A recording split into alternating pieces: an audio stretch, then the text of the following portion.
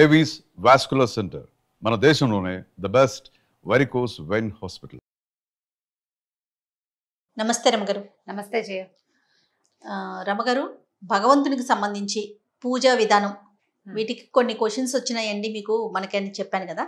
ఒక టాపిక్ చేసాము, ఇంకొక టాపిక్ ఏంటంటే మంగళసూత్రాల సంగతి చెప్పాలమ్మా. మీకు హిందూ వివాహంలో అత్యంత ముఖ్యమైనది జీలకర్ర బెల్లం. తాళి వివాహం తాలూకు సిగ్నిఫికెన్స్.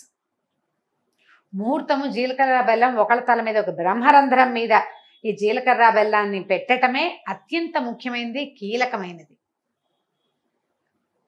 తాళి చూడండి ఒక్కొక్క చోట ఒక్కో రకంగా. జీలకర్ర బెల్లం కాకుండా మెంతులు బెల్లం పెడతారా? ఎవరైనా పెట్టరు.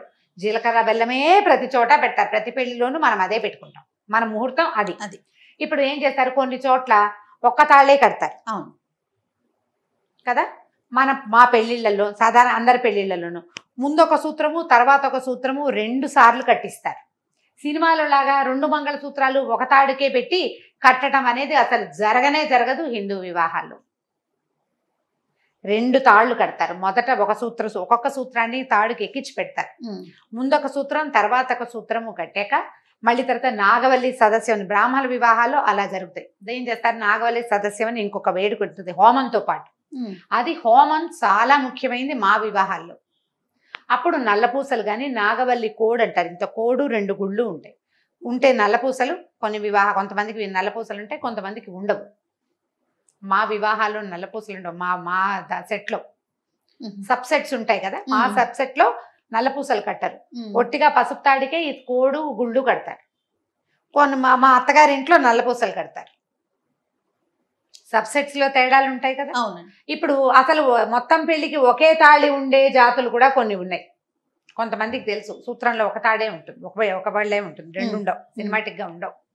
కొంతమంది తమిళ సాంప్రదాయం ఉన్న వాళ్ళు శివసూత్రం కడతారు. అసలు మంగళసూత్రం ఇలా బిళ్ళగా ఉండటం ఉండదు, వాళ్ళకి ఇలా వంకరగా తమిళాక్షరం లాగా ఉంటుంది. అది శివసూత్రం అంటారు. ఇప్పుడు తాళికి ఇంపార్టెన్స్ ఏమిటి? ఇది వివాహానికి ఇది ప్రతీక.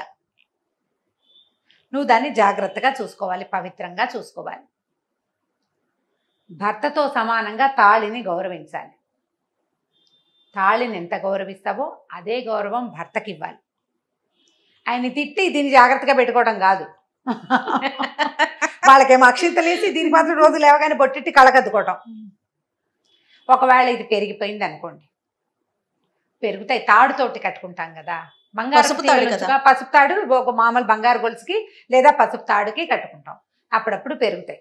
భయపడాల్సిన పని ఏం లేదమ్మా. వాటిని ఇంకొకసారి చక్కగా పసుపు నీళ్ళు పోసి కడిగేసి పాలు పోసి కడుగుతారు కూడా. సిద్ధాంతం ప్రకారం పాలు పోసి కడిగి తర్వాత మంచినీళ్ళు పోసి కడుగుతారు. పసుపు నీళ్ళల్లో తోటి కడిగేసి ఒక మాట దేవుడికి దండం పెట్టుకుని మళ్ళీ సూత్రధారణ చేసేసేయచ్చు. భర్తలతోటే కట్టించుకోకర్లా, మనమే కట్టుకోవచ్చు.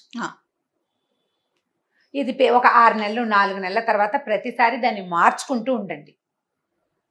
తాడు మురికేయి పలచబడిపోయి తెగిపోయేదాకా ఎందుకు ఉంచుకోవాలి? శుక్రవారాలు మంగళవారాలు గురువారాలు కూడా కాకుండా మన ఇళ్లలో పద్ధతి, మన పెద్దవాళ్ళు దీనికి నాబోటి వాళ్ళని అడగకూడదమ్మా. మీకు స్ట్రిక్ట్లీ చెప్తున్నాను నేను. మంగళసూత్రాల్లో ఎన్ని నెలల పూసలు వేసుకోవాలి అని ఒకరిని ఎవరినో ప్రశ్నిస్తే వాళ్ళ కులాచారం ప్రకారం ఎన్ని వేసుకోవాలో చెప్తారు. వాళ్ళకి మీ కులాచారాలు, మీ ఇంట్లో ఉన్న పద్ధతులు తెలియవు. వాళ్ళు చెప్పింది వినకూడదు. పోనీ వింటామా అంటే అది చెయ్యరు. వింటారు. వాళ్ళు మీరు ఒకటే జాతని మీకు తెలిస్తే పోనీ అదొక రకం. మీ ఇంట్లో పెద్దవాళ్ళని అడగండి, లేదా మీరు మీ వివాహం చేసిన పురోహితుడిని కనుక్కోండి. సోషల్ మీడియాలో అడగకూడదమ్మా దీన్ని. వీటిని మన ఇంటి ఆచారం ప్రకారం చేయాలి. ఎందుకంటే ఇప్పుడు మీరు ఇది పాటిస్తారా ఒకటి, రేపొద్దున మీ పిల్లలు దాన్నే పాటిస్తారు. ఎవరిదో ఎందుకు పాటిస్తారు మీరు? నాదెందుకు పాటిస్తారు? రామారావు గారు ఎవరు? మీ చుట్టమా? మీ మేనత్త? మీ అమ్మమ్మ? కాదు కదా. కాదు. నేను ఎలా కానో మిగిలిన వాళ్ళు ఎవ్వరూ కూడా మీకేం కారు. వీళ్ళు మీకు ఒక సలహా, ఒక సూచన చెప్పడానికి మాత్రమే యూట్యూబ్లోనో ఫేస్బుక్లోనో కనపడతారు, ఒక మంచి మాట చెప్పడానికి. అంతేగాని వాళ్ళ పద్ధతుల్ని మీ చేత పాటింప చేయటానికి కాదు. ఇప్పుడు ఏం పెడితే బాగుంటుంది పిల్లాడికి? ఏదో చెప్తాం, చేయండి, బాగుంటుంది. హెయిర్ స్టైల్ ఎలా చేసుకోవాలి అడగండి, బాగుంటుంది.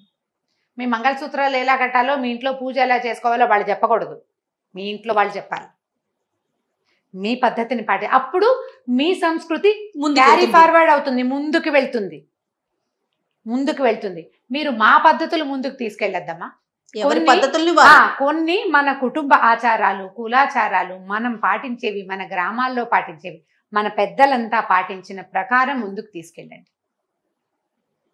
కొన్ని అద్భుతమైన విషయాలు ఉంటాయి. భగవంతుడిని ఎట్లా ప్రార్థించాలి, జీవితాన్ని ఎలా ముందుకు తీసుకెళ్ళాలి, భయాన్ని ఎలా పోగొట్టుకోవాలి, ఏం చేయవలసిన మంచి ఏమిటి, చేయకూడని చెడేమిటి, ఇది అందరి దగ్గర నేర్చుకోవాలి. మనం అందరూ చెప్పాల్సిన వాళ్ళే, ప్రతి వాళ్ళు చెప్పాలి, అందరి దగ్గర తెలుసుకోవచ్చు. కానీ ఇలాంటి పద్ధతులు మాత్రం ఖచ్చితంగా ఇళ్లలోనే తెలుసుకోవాలి. సూత్రానికి గనక తాడు పెరిగితే ఏ భయమూ లేదు, దేవుడికి దండం పెట్టుకోండి. ఒకవేళ తాడు పెరిగింది శుక్రవారం అయినా భయం లేదు, మీరు ఆ రోజే ఆ తాడు కట్టేసుకోవచ్చు. తులసమ్మ ఒకవేళ పరమపదిస్తే ఇంకొక తులసిని నాటుకోండి. ఎప్పుడైనా తులసి మొక్క తెచ్చి పెట్టుకుంటే కొత్తగా 2 మొక్కలు నాటండి. తులసిని పెంపొందించండి, ఇంట్లో పెంపొందించుకోండి. 3-4 మొక్కలుంటే ఒక మొక్క పరంపదించినా మిగిలిన మొక్కలు కనపడుతుంటాయి, భయం లేకుండా ఉంటుంది. ఇది మీ భయం లేకుండా ఉండడానికి. అండ్ మోర్ ఓవర్ తులసి మొక్కలు కనుక మనకి ప్రాంగణంలో, ఇంట్లో బాల్కనీస్లో, కిటికీల దగ్గర ఉంటే ఆ గాలి మనకి మంచిది, ఎక్కువ ఆక్సిజన్ని ఉత్పత్తి చేస్తుంది, ప్రశాంతంగా ఉంటుంది. తులసి గాలి ఆరోగ్యదాయిని. ఒక్క మొక్క పెట్టుకుని ఆ ఒక్క లింగులు ఇటుకమని మాత్రం చేయబోకండి. తోడు లేకుండా తులసిని ఉంచద్దు. ఆమెకు తోడు ఉండాలని భావించి 2-3 మొక్కలు, ఎంత 5 రూపాయలు 10 రూపాయలకు తులసి చెట్లు దొరుకుతాయి. ఏ నాబోటి ఆంటీల దగ్గర తులసి విత్తనాలు తెచ్చుకుంటే ఓ గుప్పెడు చల్లారంటే 10-15 మొక్కలు వస్తాయి. చక్కగా అన్ని ఉంచుకోండి, భయం లేకుండా ఉంటుంది. అంతే, భయాన్ని పోగొట్టే పద్ధతులు వెతకాలి అంతే. ఇది ఇక ఎప్పటికీ భయమే ఇది మీకు. ఒక్కసారి ఆలోచించండి, ఇవన్నీ ప్రకృతికి సహజమైనవి, దీనికి భయపడాల్సిన పని లేదు. ఏదో చూపించేస్తుంది నాకు అని భావించద్దు. మీకు మనకి శ్రద్ధాలోపం జరుగుతోంది అనేది మాత్రం తెలుసుకోండి, శ్రద్ధని పెంపొందించుకోండి. అంతే ఆన్సర్. సూపర్. నమస్తే రమగారు. నమస్తే చెయ్యి. ఇక ఈ వీడియో కనుక మీకు నచ్చినట్లయితే లైక్ చేయండి, షేర్ చేయండి. మరిన్ని ఇంట్రెస్టింగ్ వీడియోస్ కోసం మా ఛానల్ని సబ్స్క్రైబ్ చేసుకోండి.